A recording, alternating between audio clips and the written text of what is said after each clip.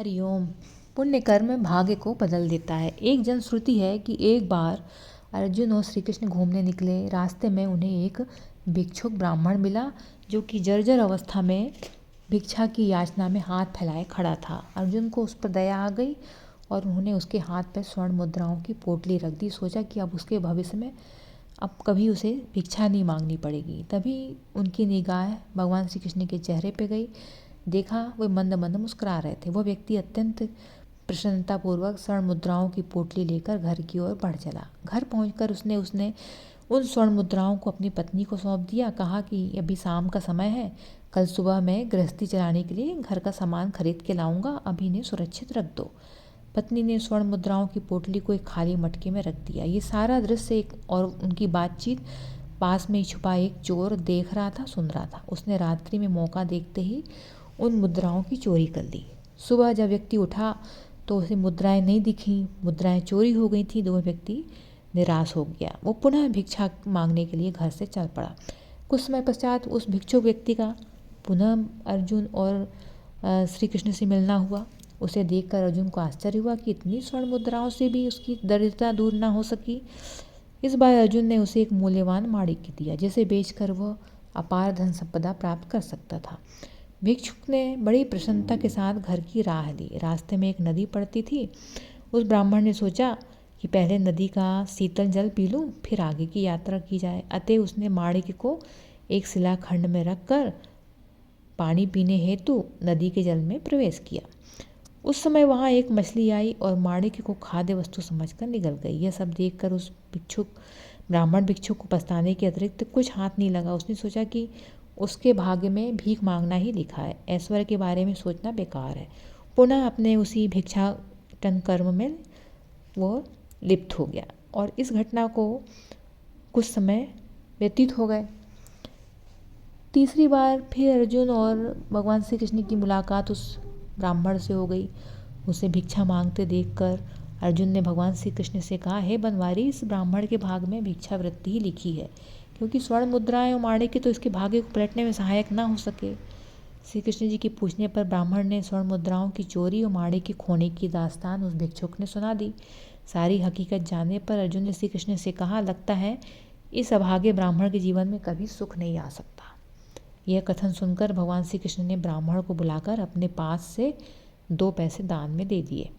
यह देखकर अर्जुन को बड़ी हैरानी हुई। अर्जुन ने भगवान श्री कृष्ण से कहा, हे नटनागर, ये आपकी कैसी लीला है कि मेरी दी हुई स्वर्ण मुद्राएं और माणिक्य भी ये सब अभागे ब्राह्मण को भिक्षावृत्ति से निजात नहीं दिला सके। अब आपके दिए हुए 2 पैसे इसे कैसे खुशहाल बना सकेंगे। सुनकर भगवान श्री कृष्ण मंद मंद मुस्काए और अर्जुन को उस ब्राह्मण के पीछे पीछे जाने और देखने को कहा। अर्जुन ने देखा कि राह में आने वाली नदी के किनारे एक मछुआरा मछली पकड़ रहा था। उसके जाल में एक मछली तड़प रही थी। ब्राह्मण की नज़र उस तड़पती मछली पर गई। उसके मन में दया आई और उसने मछुआरे से 2 पैसे में मछली का सौदा कर लिया। मछुआरे ने मछली ब्राह्मण के कमंडलू में छोड़ दी। कमंडलू में मछली छटपटाई और इस छटपटाहट के कारण उसके मुंह से माणिक्य बाहर निकल आया। माणिक्य देखकर ब्राह्मण के मुंह से सहसा निकला, मिल गया, मिल गया, मिल गया। उसी समय स्वर्ण मुद्राओं का चोर भी उधर से निकल रहा था। चोर ने विचार किया कि ब्राह्मण ने मुझे पहचान लिया है, इस कारण मिल गया चिल्ला रहा। अब यह राजा से मेरी शिकायत कर देगा तो मुझे सज़ा भुगतनी पड़ेगी। अतः राजदंड से बचने के लिए चोर ब्राह्मण के पैरों में गिर गया और उसने चोरी करना स्वीकार कर लिया, क्षमा भी मांगी और स्वर्ण मुद्राएं भी लौटा दी। ब्राह्मण अति प्रसन्न होकर अपने घर चला गया। इधर अर्जुन भी भगवान श्री कृष्ण के पास लौट आए और सारी घटना सुनाई। श्री कृष्ण ने अर्जुन को समझाते हुए कहा, पार्थ, इस संसार में बिना कुछ दिए किसी को कुछ नहीं मिलता। ब्राह्मण ने तुम्हारी दी हुई स्वर्ण मुद्राओं और माणिक्य को सिर्फ अपने उपभोग में लेना चाहा, जो उसके भाग में नहीं था, इसलिए उसे नहीं मिला। परंतु जब उसने 2 पैसे मछुआरे को देकर मछली के प्राण संकट से रक्षा की तो उस पुण्य कर्म के फलस्वरूप उसका भाग्य बदल गया और उसे माणिक्य और स्वर्ण मुद्राएं प्राप्त हो गई।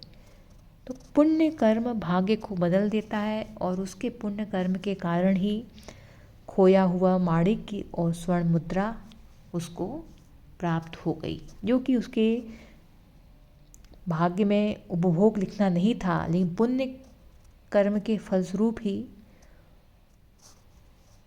जो चीज़ें उसके हाथ से निकल गई थी से पुनः प्राप्त हो गई।